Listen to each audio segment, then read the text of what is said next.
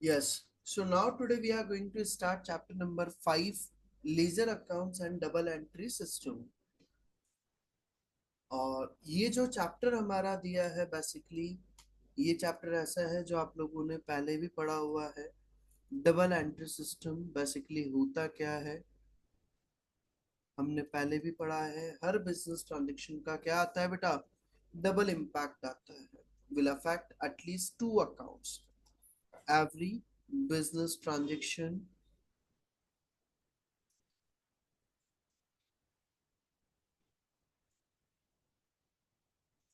will affect at least two accounts.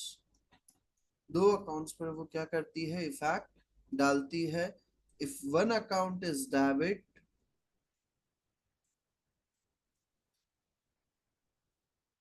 Then another account will be credit. एक account debit होता है तो दूसरा अकाउंट क्या होता है बेटा, क्रेडिट होता है। आपको याद हो तो आप लोगों ने जर्नल वाला एक चैप्टर पढ़ा हुआ होगा पहले भी। जर्नल, जर्नल क्या होती है, एक बुक है। It is an book in which transactions recorded। General एक बुक है जिसके अंदर हम ट्रांजेक्शन्स को रिकॉर्ड करते हैं।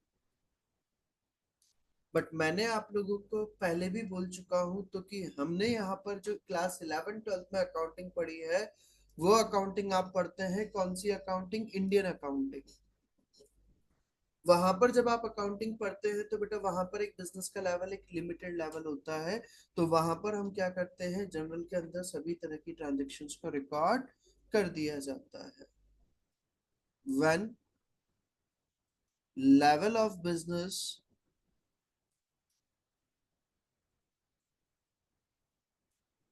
is small, जब अगर बिजनेस का लेवल अगर स्मॉल होता है then transactions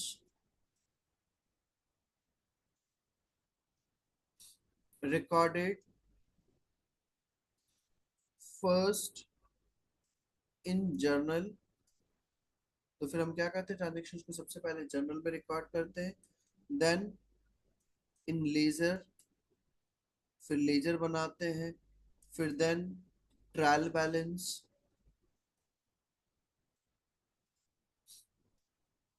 and then after financial statements.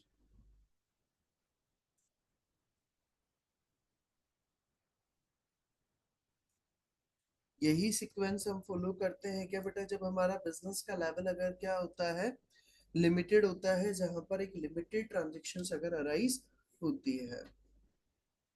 But यहाँ पर मैंने आप लोगों को बोला, हमने अभी प्रीवियस चैप्टर के अंदर पढ़ा, आज के टाइम पर कंप्यूटराइज सिस्टम हो गया है, कंप्यूटर्स के थ्रू एंट्रीज होती है। तो यहाँ पर बट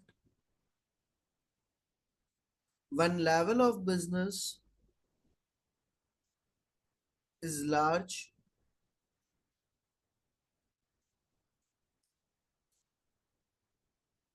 देन ट्रांजेक्शन्स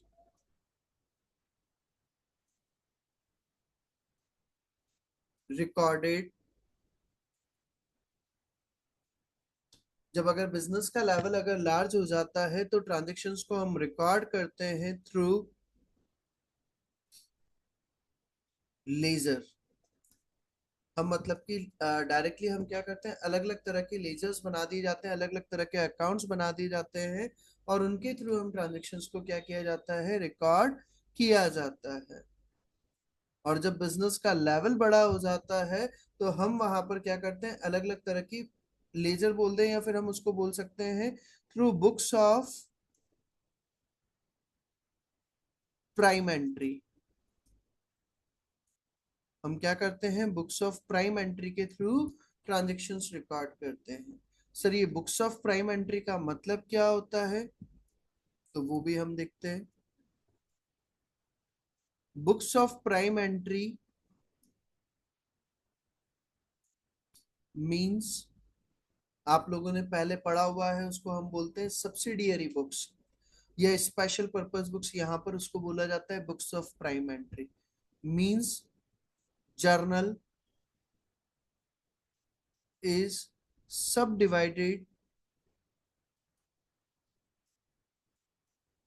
जर्नल को क्या कर दिया हमने, सब डिवाइड कर दिया है into various books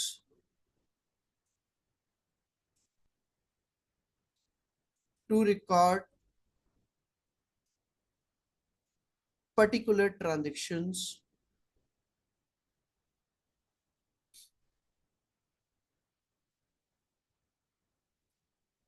at one place, ताकि आप एक जगह पर एक चीज से रिलेटेड सारी ट्रांजेक्शन्स को रिकॉर्ड कर सके। देयर में be following books of prime entry, अलग अलग तरह की बुक्स ऑफ प्राइम एंट्री हो सकती है। कौन कौन सी, लाइक हम बात करें, first one is cash book, जिसके अंदर हम क्या करेंगे, कैश ट्रांजेक्शन्स को रिकॉर्ड करते हैं। परचेज बुक, ये इसको हम बोलते हैं परचेज डे बुक भी बोलते हैं।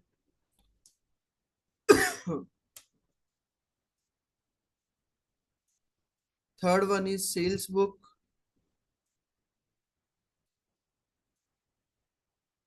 या सेल्स डे बुक।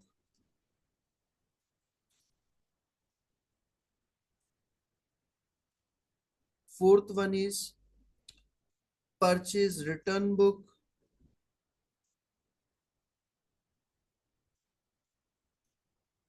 या फिर इसको रिटर्न आउटवर्ड बुक भी कहते हैं।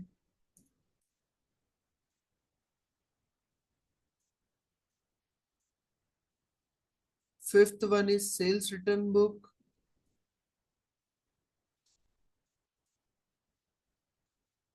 या फिर हम इसको रिटर्न इनवर्ड बुक भी बोलते हैं।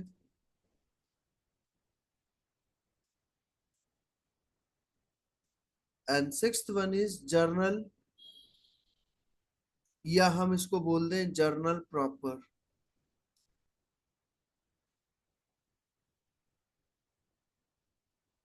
या फिर हम इसको मिक्स्ड जर्नल भी बोल दें, बात एक ही है। Journal, journal proper, mixed journal एक ही मतलब है। तो याद रखिएगा, पहली चीज तो जर्नल का मतलब आपके एसीसीए के अंदर, यहाँ पर जर्नल का मतलब है ऐसी बुक जिसके अंदर और ऊपर ऐसी वो ट्रांजेक्शन्स रिकॉर्ड करेंगे जो ऊपर और किसी बुक के अंदर रिकॉर्ड नहीं हुई है। सर मतलब आज आप अगर बेटा कैश बुक बनाते हैं तो कैश बुक के अंदर कौन सी ट्रांजेक्शन्स रिकॉर्ड करेंगे, ये क्यों बनाई जाती है cash book, to record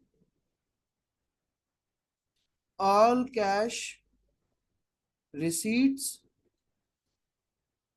and payments, जो भी आप कैश रिसीव करेंगे, पेमेंट्स करेंगे, वो सारा कहाँ पर रिकॉर्ड किया जाता है, कैश बुक के अंदर। परचेज बुक के अंदर क्या रिकॉर्ड करते हैं हम, परच क्रेडिट परचेज ऑफ गुड्स, अगर आपने उधार में अगर गुड्स परचेज करा है तो उसको हम कहाँ पर रिकॉर्ड करेंगे, परचेज बुक के अंदर। फिर आती है सेल्स बुक, उसके अंदर क्या रिकॉर्ड करते हैं sir, credit sale of goods, जब आप अगर गुड्स अगर उधार में अगर सेल करते हैं, सर कैश में सेल किया तो वो तो कैश बुक में जाएगा, और अगर उधार में गुड्स सेल किया तो वो कहां पर जाएगा, सेल्स डे बुक में। फिर आती है परचेज रिटर्न या रिटर्न आउटवर्ड बुक, जिसके अंदर purchase return out of credit purchase, आपने क्रेडिट में गुड्स खरीदा था और उसमें से अगर गुड्स रिटर्न कर दिया तो उसको हम कहाँ पर रिकॉर्ड करते हैं? परचेज रिटर्न बुक में। सर अगर कैश में गुड्स खरीदा था और उसमें से अगर रिटर्न करते हैं तो बेटा कैश में अगर गुड्स खरीदोगे तो जब रिटर्न करोगे तो पैसे भी कैश में मिलेंगे, तो वो कहाँ पर जाएगा? आपका कैश बुक में। फिर आता है सेल्स रिटर्न बुक। इसमें कौन सी ट्रांजेक्शन रिकॉर्ड करेंगे? Sales return. सेल किया हुआ गुड्स अगर रिटर्न हो जाता है आउट ऑफ क्रेडिट सेल्स, ये ट्रांजेक्शन्स इसमें रिकॉर्ड होती है। और जनरल प्रॉपर सर इसके अंदर कौन सी ट्रांजेक्शन्स रिकॉर्ड होगी? Transactions which have not recorded in any above other book, जो ऊपर और किसी भी बुक के अंदर रिकॉर्ड नहीं हुई है, उन ट्रांजेक्शन्स को हम कहाँ पर रिकॉर्ड करेंगे? जर्नल प्रॉपर के अंदर। For example depreciation charge,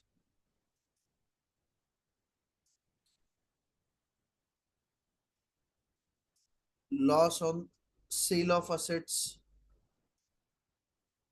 assets को सेल करने पर लॉस हुआ आपको, तो वो लॉस जो है वो इसके अंदर रिकॉर्ड होगा। क्रेडिट परचेज ऑफ मशीन, आपने कोई भी एसेट वगैरह अगर क्रेडिट में उधार में अगर आपने परचेज करी है तो वो भी किसके अंदर आएगी? जनरल प्रॉपर के अंदर। कोई एडजस्टमेंट एंट्री अगर है,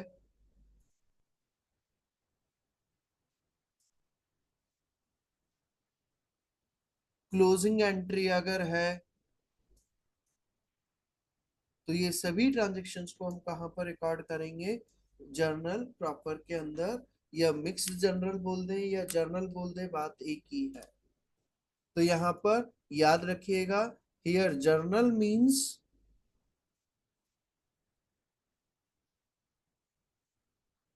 अगर कहीं पर आपको बुक में या कहीं पर भी अगर जर्नल लिखा हुआ दिखे तो जर्नल का मतलब है जर्नल प्रॉपर।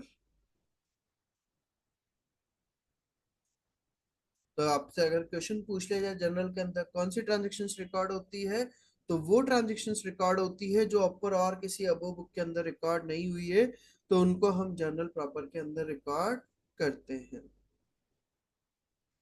सर जब हमें जर्नल के अंदर ट्रांजेक्शन्स को रिकॉर्ड करना होता है तो इसके हमारे कुछ रूल्स होते हैं। रूल्स ऑफ जर्नल जो आप लोगों ने पहले भी पढ़ा हुआ है। सर क्या क्या रूल्स होते हैं, जिसको हम गोल्डन रूल्स भी बोलते हैं? Like first rule is debit the receiver, याद है बेटा, सबने पढ़ा हुआ ही है। एंड क्रेडिट द गिवर, जो रिसीव कर रहा है उसको आप डेबिट करिए और जो दे रहा है उसको क्रेडिट करिए। The second rule is debit what comes in, जो बिजनेस में आ रहा है उसको आप डेबिट करिए। And credit what goes out, जो बिजनेस से जा रहा है उसको आप क्रेडिट करिए। Third rule, debit all expenses and losses and credit all income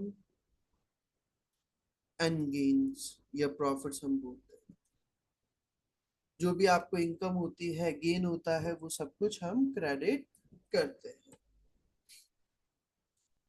ये हमारी बात हो गई कौन सी? Golden rules. और इसी के अलावा आपके एक और रूल्स होते हैं, इंग्लिश रूल्स। एक और रूल्स होते हैं बेटा, कौन से? English rules. इंग्लिश रूल्स कौन से होते हैं? लाइक हम बात करें, सबसे पहले asset,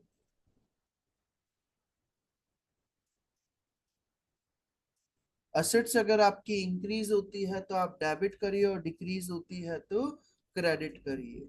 the second one is expenses,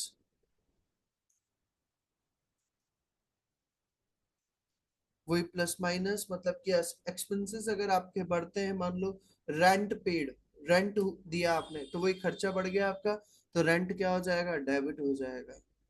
और कैश जा रहा है आपका, तो कैश को हम क्या कर देंगे, क्रेडिट कर देंगे। असेट एक्सपेंसेस हो गया। फिर इसके बाद में आता है लाइबिलिटी,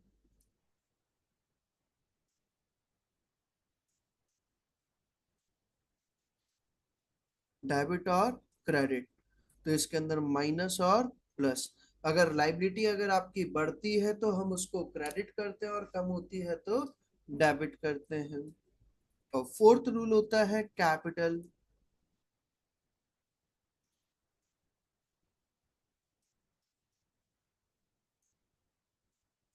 वही कैपिटल भी अगर इंक्रीज होती है, बिजनेस के अंदर पैसा लगा रहे हैं आप, तो कैपिटल बढ़ रही है, तो बढ़ रही है तो हम क्या करेंगे, क्रेडिट करेंगे।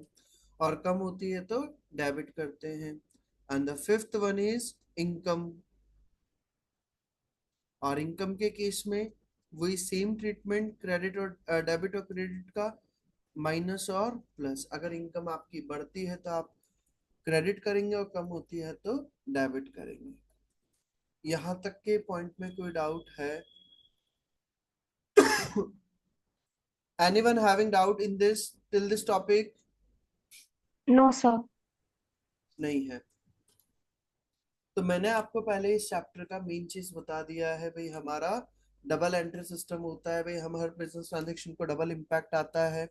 फिर मैंने बताया जनरल, जनरल का मतलब क्या होता है, ऐसी बुक जिसके अंदर हम ट्रांजेक्शन्स को रिकॉर्ड करते हैं। जब बिजनेस का लेवल स्मॉल होता है तो हम जनरल के अंदर ट्रांजेक्शन्स रिकॉर्ड करते हैं, फिर लेजर बनाते हैं, फिर ट्रायल बैलेंस बनाते हैं, और फिर सब फाइनेंशियल स्टेटमेंट। बट जब बिजनेस का लेवल लार्ज होता है, और जनरली आप जो डील करते हैं वो बड़ी ऑर्गेनाइजेशन से डील करते हैं, तो वहां पर हम क्या करते हैं, books of prime entry. Books of prime entry का मतलब होता है जनरल को हम क्या कर देते हैं, अलग अलग पार्ट्स में डिवाइड कर दिया जाता है। लाइक कैश बुक, जिसके अंदर हम कैश रिसीट्स और पेमेंट रिकॉर्ड करेंगे। Purchase book, purchase credit purchase of goods. Sales day book, credit sale of goods को रिकॉर्ड करेंगे। Purchase return, credit purchase return. Sales return, credit sales return. और journal, जिसके अंदर और जो ट्रांजेक्शन ऊपर कहीं नहीं आई है वो सारी इसके अंदर आ जाती है। इसके रूल्स हमने पढ़ लिए, debit the receiver, credit the giver, debit what comes in, credit what goes out, debit all expenses and losses and credit all income and gain. और इंग्लिश रूल्स हमारे होते हैं, असेट्स और एक्सपेंसेस अगर इंक्रीज होते हैं, बढ़ते हैं, तो डेबिट करेंगे, और कम होते हैं तो क्रेडिट करेंगे। और लाइबिलिटीज, कैपिटल और इनकम अगर बढ़ती है तो क्रेडिट करते हैं, और कम होती है तो डेबिट करते हैं। तो इसी के बेसिस पर देखिए मैं कुछ पॉइंट्स लिख रहा हूँ, मुझे आप इसकी एंट्रीज बताइए फटाफट फटाफट, क्या हमारी एंट्रीज बनेगी। जनरल एंट्री अगर मैं बात करूँ तो इसकी एंट्री क्या क्या बनाओगे। लाइक फर्स्ट पॉइंट दिया, बिजनेस स्टार्टेड विद कैश।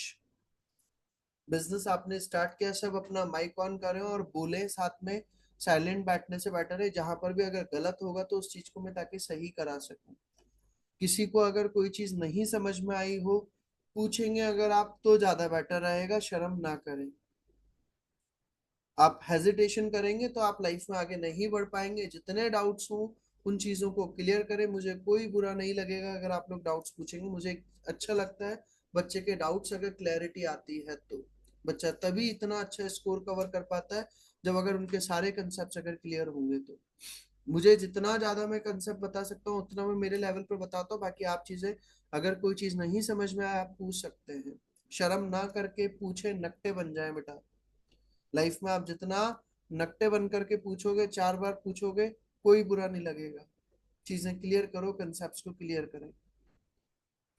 तो बिजनेस स्टार्टेड विद कैश, आपने 1 लाख, मान लो $50,000 के साथ में आपने बिजनेस स्टार्ट किया है, क्या एंट्री करेंगे हम, cash account debit to capital.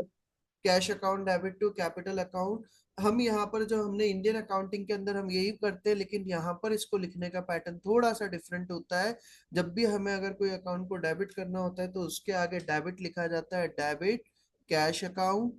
और जब भी आपको अगर किसी अकाउंट को क्रेडिट करना होता है तो यहाँ पर हम लिखते हैं क्रेडिट कैपिटल अकाउंट। $50,000 और $50,000। Is it clear?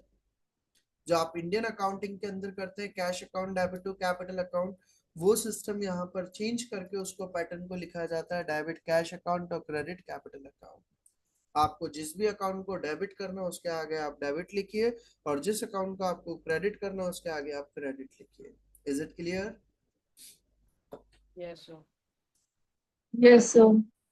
फिर दिया एंट्री वही बैठेगी, और कुछ कंसेप्ट में चेंज नहीं है, सिस्टम वही है, बस आगे का प्रेजेंटेशन का पैटर्न चेंज हो जाता है। लाइक फिर दिया second point, goods purchased in cash. क्या एंट्री करोगे बेटा? गुड्स परचेज किया आपने कैश में,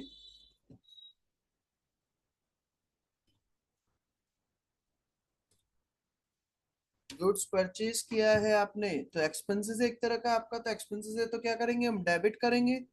तो डेबिट परचेज अकाउंट, और क्रेडिट जा क्या रहा है बिजनेस से, कैश, तो क्रेडिट कैश अकाउंट। अगर हमने गुड्स अगर किसी से क्रेडिट में अगर परचेज किया है, गुड्स परचेज्ड ऑन क्रेडिट, उधार में अगर मैंने गुड्स परचेज किया है तो क्या एंट्री करूंगा, डेबिट परचेज अकाउंट, और क्रेडिट क्या करेंगे क्रेडिट में, क्रेडिटर। क्रेडिटर या पेबल, हम कुछ भी बोल सकते हैं उनको, क्रेडिटर या अकाउंट पेबल भी बोला जाता है उनको, क्रेडिटर अकाउंट पेबल्स। यहां पर उनको क्रेडिटर की जगह हम क्या बोलते हैं, अकाउंट पेबल, मतलब वही है, बस यहाँ पर नाम उनका क्या बोला जाता है, अकाउंट पेबल बोला जाता है। फिर दिया इसी के बाद में फोर्थ पॉइंट, अगर गुड्स सोल्ड, अगर आपने गुड सेल किया, क्या एंट्री करोगे बेटा, बोले, गुड सेल किया है आपने, डेबिट कैश अकाउंट Cash, और credit, credit sales. Sales account. फिर अगर आपने गुड सोल्ड किया ऑन क्रेडिट, उधार में अगर आपने गुड सेल करा है, क्या एंट्री करोगे, उधार में अगर आपने गुड सेल करा है क्या एंट्री करेंगे, Debit, debtor, credit, sales. Debit debtors account और क्रेडिट सेल्स अकाउंट। और डेटर्स को यहाँ पर बोला जाता है अकाउंट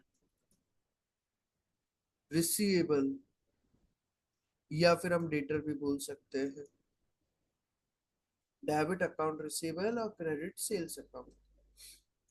फिर दिया अगर मान लो नेक्स्ट पॉइंट, रेंट पेड, आपने रेंट अगर पे किया तो क्या एंट्री करोगे, रेंट पे करोगे तो डेबिट, बोले, रेंट हमारे लिए क्या एक्सपेंसेस है, तो एक्सपेंसेस हमारे क्या हो जाएंगे, डेबिट, तो डेबिट रेंट अकाउंट, और Credit, business cash. Credit cash account.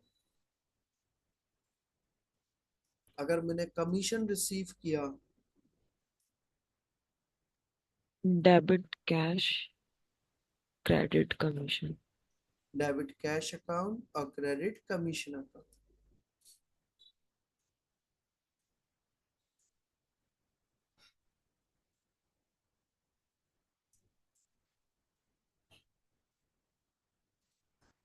यहां तक किसी को भी कोई डाउट है बेटा? Anyone have doubt till this? अच्छा, फिर दिया एक और पॉइंट, अगर मान लो नहीं है डाउट, इसी के बाद में फिर एक और पॉइंट दिया, कैश विड्रॉ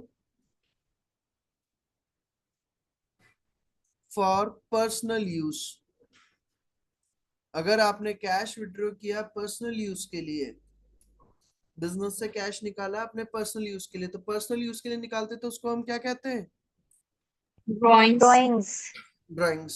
तो क्या एंट्री बनेगी, डेबिट ड्राइंग्स अकाउंट और क्रेडिट जाके आ रहा है बिजनेस से कैश, तो credit cash account. Is it clear? Yes, sir.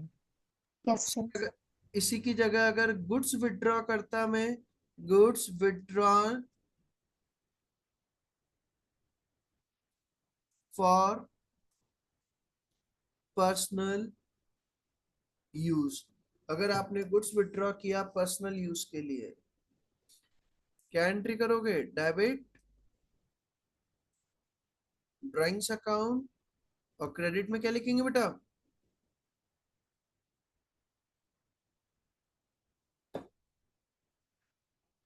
Credit में क्या लिखोगे? जब आपका अगर गुड्स परचेज किया हुआ गुड्स अगर जाता है तो क्रेडिट परचेज अकाउंट। क्यों सर? क्योंकि आपका परचेज किया हुआ गुड्स अगर जा रहा है तो आपको परचेज को कम करना है, तो इसलिए हम यहाँ पर क्या करते हैं, परचेज अकाउंट को क्रेडिट किया जाता है। यहाँ तक का पॉइंट क्लियर है?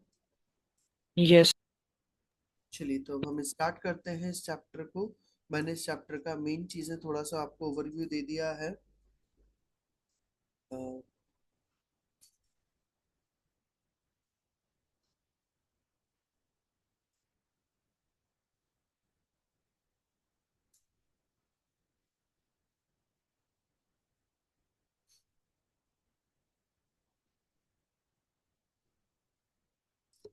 अ, सबसे पहले हम एक इसके अंदर ये छोटा सा टॉपिक दे रखा है, इस टॉपिक को हम देख लेते हैं। भाई इसका मतलब क्या दिया है, cash sale versus credit sale. Cash sale का मतलब क्या होता है, क्रेडिट सेल का मीनिंग क्या होता है, जो पता है आई थिंक वैसे सबको।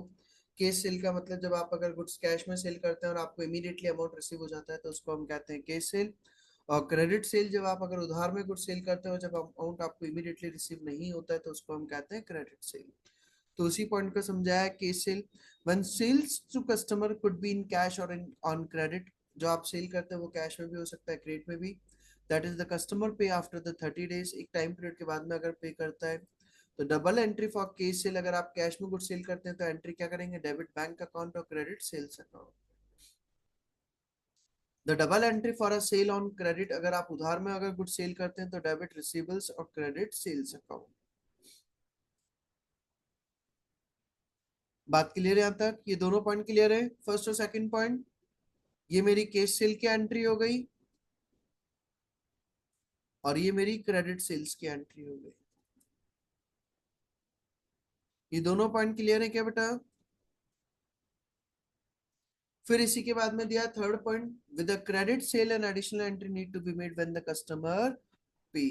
जब कस्टमर अगर पे करेगा, जब आपको अमाउंट रिसीव होता है, तो अमाउंट रिसीव होगा तो आप एंट्री क्या करोगे, डेबिट बैंक अकाउंट और credit receivables. Is it clear? Debit bank account और क्रेडिट रिसीवेबल्स। यहां तक का पॉइंट भी हो गया सर। इसी के बाद में फिर हम आगे चलते हैं। ये कुछ पॉइंट्स दे रखे हैं, इन पॉइंट्स की एंट्री हमें करनी है, डबल एंट्री जनरल एंट्री करनी है। क्या क्या चीज होगा, लाइक आपका फर्स्ट पॉइंट दिया है सेल्स फॉर कैश। आपने अगर कैश में गुड सेल करा है तो क्या एंट्री करेंगे, डेबिट में क्या आएगा और क्रेडिट में क्या आएगा? बोले बेटा क्या आएगा, गुड्स अगर आपने कैश में सेल करा है तो? Debit cash credit sales. Debit cash account और क्रेडिट सेल्स अकाउंट। ठीक है भाई। Second point sales on credit, उधार में अगर आपने गुड सेल करा तो डेबिट में क्या लिखेंगे, Debtor. डेटर या रिसीवेबल्स, बात एक ही है ना? तो डेबिट रिसीवेबल्स और क्रेडिट में क्या आएगा, क्रेडिट Sales. Sales account. ये भी हो गया सेकंड पॉइंट भी। थर्ड पॉइंट दिया परचेज ऑन क्रेडिट, आपने परचेज करा है क्रेडिट में, क्या एंट्री करोगे, Debit purchase credit payable. Debit purchase और क्रेडिट पेबल्स। फिर purchase for cash, Debit purchase credit cash. Debit purchase account और credit cash account. Next point दिया pay electricity bill, electricity bill का पेमेंट किया आपने, क्या करेंगे एंट्री? एक्सपेंसेस है हमारा इलेक्ट्रिसिटी बिल, तो डेबिट इलेक्ट्रिसिटी और credit cash account. Cash. Next point, received cash from a credit customer. आपने कस्टमर था, उससे पैसा रिसीव किया, अमाउंट रिसीव किया, तो क्या एंट्री करोगे? Debit cash account Cash. और credit Receivables. Receivables. Next point दिया, pay cash to a credit supplier. आपने सप्लायर को पेमेंट किया कैश में, Debit payable. Debit Credit. Payables और क्रेडिट में कैश अकाउंट। ठीक है। Borrow money from the bank, bank से आपने पैसे लिए, लोन, क्या एंट्री करोगे? Bank loan to bank. Bank loan to bank क्यों होगा बेटा? बैंक लोन टू बैंक आप करेंगे, Bank to bank loan. Bank to bank loan होगा। बैंक लोन आपकी क्या है? लाइबिलिटी, और लाइबिलिटी बढ़ेगी तो आपका क्या होगा? क्रेडिट होगा। तो डेबिट बैंक अकाउंट, क्योंकि बैंक में आपका पैसा आ रहा है, और क्रेडिट बैंक लोन अकाउंट। ये पॉइंट समझ में आ गया है क्या? यहाँ तक का पॉइंट क्लियर? Yes, sir. चलिए, यहाँ तक की बात हमारी हो गई। अब इसी के बाद में फिर हम आगे चलते हैं।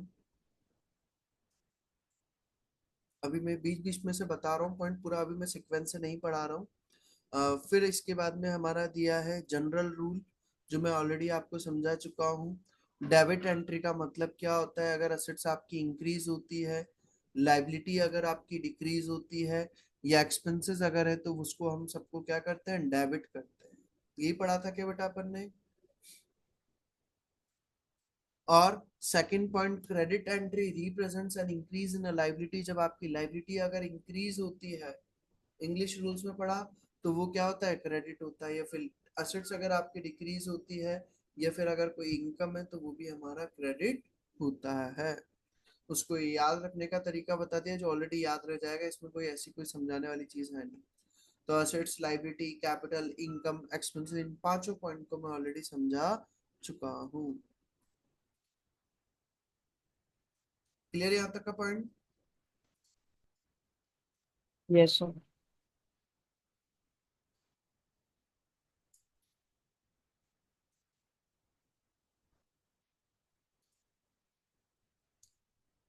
फिर उसके बाद में बता दिया डुअल इफेक्ट। डुअल इफेक्ट का मतलब क्या होता है, जो मैं ऑलरेडी समझा चुका हूँ। हर बिजनेस ट्रांजेक्शन का क्या आता है? डबल इम्पैक्ट आता है। The double entry book keeping method stems from the fact that every transaction affect two things. For example, a sole trader पे $6,000 into the business bank account. Sole trader ने क्या करा? स्टार्टिंग में business में पैसा लेकर के आया, कितना? $6,000। तो स्टार्टिंग में पैसा लेकर के आएगा, तो वही बैंक बैलेंस इंक्रीज होगा क्या $6,000 से? और कैपिटल इंक्रीज होगी कितने से? $6,000 से।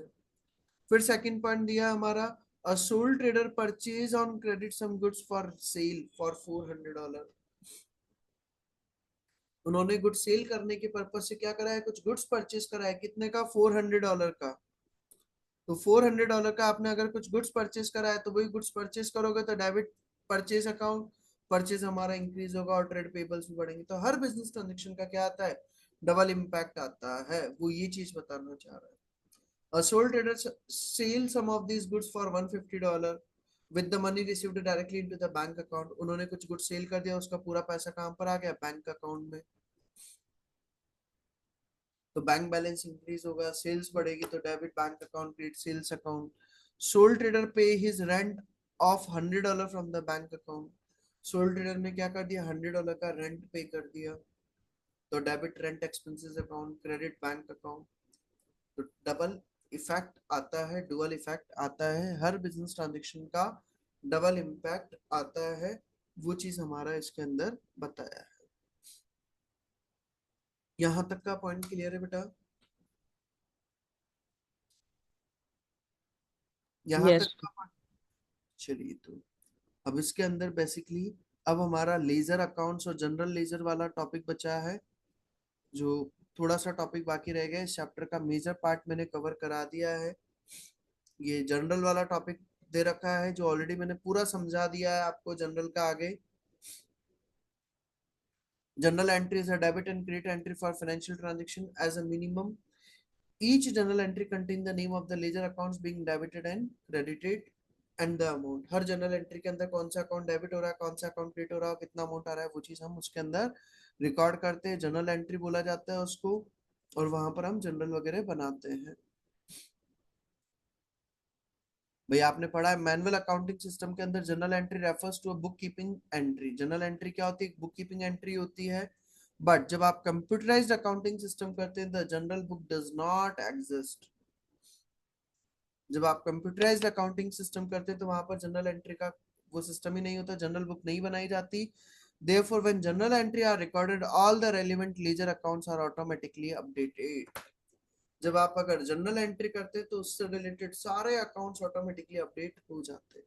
फॉर एग्जांपल, अगर आपने गुड्स परचेज करा, डेबिट परचेज अकाउंट और क्रेडिट कैश अकाउंट, जैसे ही आप वो एंट्री करते हैं तो ऑटोमेटिकली गुड्स परचेज का भी बैलेंस बढ़ जाता है, कैश का बैलेंस कम हो जाता है, वो सब कुछ ऑटोमेटिकली अपडेट होता जाता है। आपको बार बार में रिकॉर्ड करने की जरूरत नहीं होती।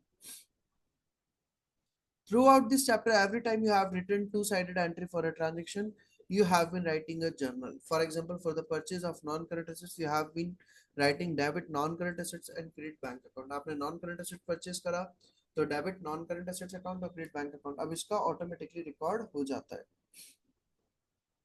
When journal entries are made, the account assistant will also record the date of transaction।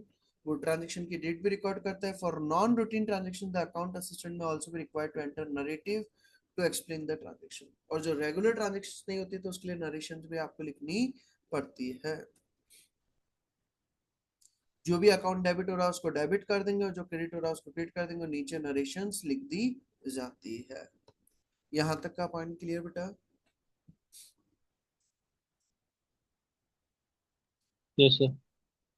इसके बाद का थोड़ा सा बाकी रह गया इस चैप्टर का, कल वाले लेक्चर में ये कंप्लीट हो जाएगा। यहाँ तक का आज आप कंप्लीट कर लीजिए इस चैप्टर का पार्ट।